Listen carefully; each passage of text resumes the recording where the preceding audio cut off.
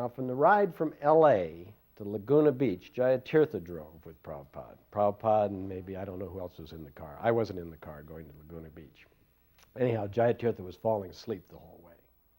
And Prabhupada wasn't going to let him drive from Laguna Beach to San Diego. No way.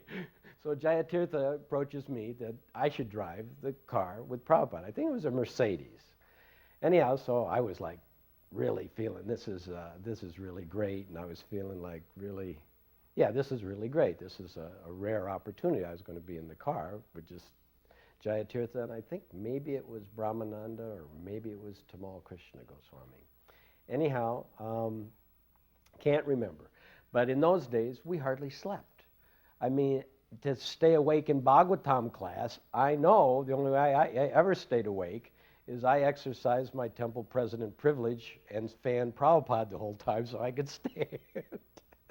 That was how I did it. So anyhow, so I was just as tired as everybody else. We were on the road. And so we're traveling, and it's not far from Laguna Beach, San Diego, about an hour's drive. And my eyes are like, you know, and I'm like, oh, yeah. And I can't open the window or anything. So anyhow, so I'm looking in the mirror, and I'm looking in the mirror, and Prabhupada's got his head back, and Prabhupada's asleep. And a little bit later, I look in the mirror, and who else was sitting in the back seat with Prabhupada? I think it was Brahmananda. He was asleep. And then a little bit later, I look over to Jayatirtha, who was riding in the shotgun seat, and he's asleep. So I'm the only one awake in the whole car. And I'm going like this, and I'm holding my eyes, and I'm just dying to fall asleep. And I can't roll down the window. I can't turn on the radio. I can't chant japa aloud or anything. So I'm just like struggling with this whole thing, and I'm there because Prabhupada wanted to feel safe, and I'm doing this, and then I hear from the back of the seat of the car, and Prabhupada starts a kirtan. And then just everybody in the car gradually wakes up, and we had this really wonderful, just the four of us in the car, this kirtan on the way to San Diego. He saved me. I'd have probably fallen asleep, killed us all. But just like at the darkest hour of when my eyes just wouldn't, just this soft clapping started in the back, and he started a kirtan. When Prabhupada did the initiation, we sat on the floor with Prabhupada. I got initiated with Jayatirtha was there. Ujjvala got initiated at the same time. Can't remember the others. Anyhow, Prabhupada sat on the floor. We watched him chant on the beads. He did the fire sacrifice. And then when he came around to giving us our names, and he came to me, and he was going to give me my beads and my name, and he goes, you know, your name is Tulsi Das. And somehow or other I got some kind of look on my face, like, or whatever. And Prabhupada looks at me and goes, is that all right? And I said, oh yes, Prabhupada. And I was so shocked because I was just a new devotee and I hardly recognized any of the names, but I knew the name Tulsi Das because we'd done the Tulsi worship and all that. So that was kind of my first real kind of personal interaction with Prabhupada. So I was in L.A. That was, and I started telling President in L.A. And then Prabhupada came to L.A., I don't know, maybe after Rath Yatra that year. That was 1974. So Prabhupada comes, and of course I'm the TP, so I get to go on the morning walks, I get to go in the garden and everything. So Prabhupada had just been there, just gotten there, and we were having one of those evening kind of things in the, you know, the little garden back in LA. And there was quite a few devotees all centered around, and I was kind of, Jayatirtha was by Prabhupada, and I just come in, and Jayatirtha goes, Prabhupada, I'd like to introduce you to our new temple president here in LA, Tulsi Das. So Prabhupada looks at me and he goes, oh, I know Tulsi Das. So my heart, I'm going, oh, great. Prabhupada knows me. Prabhupada really recognizes me. I was, this is happening in a nanosecond, but I'm really feeling, like really good. I know Tulsi Das. And then he goes, and why did you leave Bombay? So I went from like this way up here to like, I just went crashing to the bottom, and my mind was just trying to find what am I going to say, and my heart was beating up, and I started to make some excuses. Well, I was having some trouble with the management, or I was doing this or that, and finally I just went. I looked at Prabhupada, straight in Prabhupada's eyes, and I said, Srila Prabhupada, I was in Maya. And Prabhupada said, yes. And then he went on to give this whole lecture about, how powerful Maya is and everything. But it was a highlight moment for me, that moment in the garden in L.A. I'd kind of been wanting to get married for some time. Actually, in L.A., but some things, it never worked out in L.A. Anyhow, so at that time, Prabhupada was practically giving sannyas, it seemed like, to everybody. People that just, he seemed like kind of like a mercy gift, like Guru Das. Not that I'm saying anything bad, but he was like giving all these people. So, although in my heart I didn't really buy into it, between Rameshwar, mainly Rameshwar, and maybe Gopa Vrindapal or a couple others, they were convincing me, you should take sannyas, you should take sannyas.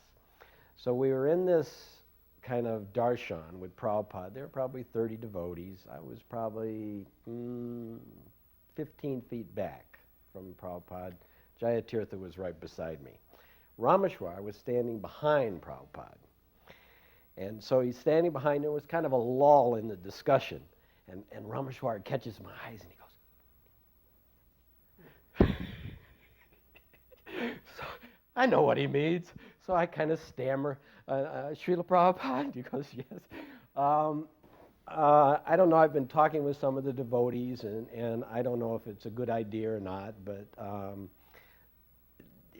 there's a thought that maybe it'd be a good move or a good thing for me to take sannyas. So Prabhupada said, well, how long have you been a brahmachari? And I said, 5 years. And he said, oh, very nice. And then he said, what about the fire? Or he said, what about the butter? He said, either one of those things. I think, let's just say he said, what about the butter? And I was kind of going, what about the butter? I'm going, and Jayatirtha whispers to me, he goes, the women, fire, butter. So instead of being truthful with Prabhupada and saying, listen, Prabhupada, I'd really like to have some, female association and all that goes with it. I said, Prabhupada, as long as I'm traveling and preaching, everything is fine. That's a little bit of a thing. So Prabhupada said, okay, so you can take sannyas. So I said, oh, so should that we bring my name up then at this Mayapur and then I wait a year? And he says, no, you take this year. Holy shit. Holy, what am I going to do? So I'm really at a, kind of like, he's already told me I'm going to take sannyas. This is like in in a few months' time. So I'm looking around for like, well, what am I going to do? Because I don't vision myself like any of these other sannyasis. So at this same time, Prabhupada, I think, went to Hawaii after leaving L.A., and they had that boat there that they wanted, but nobody could skip it or anything. And I love the water. My sun and moon are in Pisces. I've always lived on the water. I just love the water, and I thought, ooh, this is a nice idea. So I wrote up a whole proposal of like a traveling Sankirtan party on a boat. And I'd even gone and seen this schooner, this big Gloucester schooner, 120 foot, and the guy was going to train us on how to do it, and we had a whole program, and Rameshwar was behind it for book distribution. And because I knew I better find something to do if I'm going to take sannyas, because I'm not just going to go around the temples and give lectures, or that's I was a manager. So I could see me managing the boat and on the boat and, coming into the town, and it would have been fun. And it seemed like it was something Prabhupada wanted. So I wrote him this whole big thing about my idea and preaching with the boat. And he wrote back this little short paragraph, why waste time sailing, better to fly instead. So I took, okay, I got it. Anyhow, Rameshwar really liked the idea. He really, really, really liked the idea because I think it was the heyday of book distribution and the Sankirtan. This would be connected with the LA temple, so it'd be another feather in the LA temple growing, empire there, which was big. Everything was there at that time practically. Fate was there and all the artists and all that kind of thing. Anyhow, so I took it fine. Prabhupada said, all right, what am I going to do? I still got sannyas looking at me. So anyhow, in some long-distance calls between Rameshwar and Harikesh, Prabhupada was in Bombay translating. Rameshwar is talking to Harikesh, and he's trying to get Harikesh to bring this idea up again, that this is a good idea, and the boat and everything, and da-da-da. So anyhow, I guess Harikesh did me a real favor. And when he was explaining to Prabhupada, I guess, about the boat, and, I don't know what happened because nobody would tell me, but Prabhupada asked, well, why is he so anxious for doing this? I wasn't anxious for doing it, but Prabhupada asked that. So I think Harikesh said something like, well, Prabhupada, he's in LA, and there's all these women around, and, he's agitated or whatever, and this would be a good way, he'll always be out. And anyhow, so Prabhupada writes this scathing letter. Didn't even write it to me. He writes it to Rameshwar, who wouldn't even show it to me for years. I've got a copy of the letter now. And it's in it, Prabhupada just, he just saved me. He said, what a, rascal, lowest of mankind, fool, bad example, taking sannyas, all this kind of stuff. And Rameshwar was so afraid that I'd freak out if I saw it, he wouldn't even show it to me. He had Jayatirtha break the news to me in a gentle way. But the minute I heard that Prabhupada had said that basically I couldn't take sannyas, I just felt saved. So I was duplicitous with my spiritual master. I was, in Laguna Beach, when I had told him, as long as I'm traveling and preaching, then I'm fine. And by his grace, he straightened it out. And the minute that letter came, in the core of my being, I was so thankful. I was relieved because I had done something stupid. I did stupid first thing. I'd asked to take sannyas. And the second stupid thing was not being just straightforward with Prabhupada. If I'd have said, Prabhupada, well, I'm really, not really thinking I'm sannyas material, but this has come up, and I really would like to get married and have a really nice wife, he'd have probably, I would imagine, instructed me down those lines. Maybe he would, maybe he wouldn't, but I didn't give him the chance to, I didn't give him the information to kind of give me the instruction. Je anilo premadana koruna prachu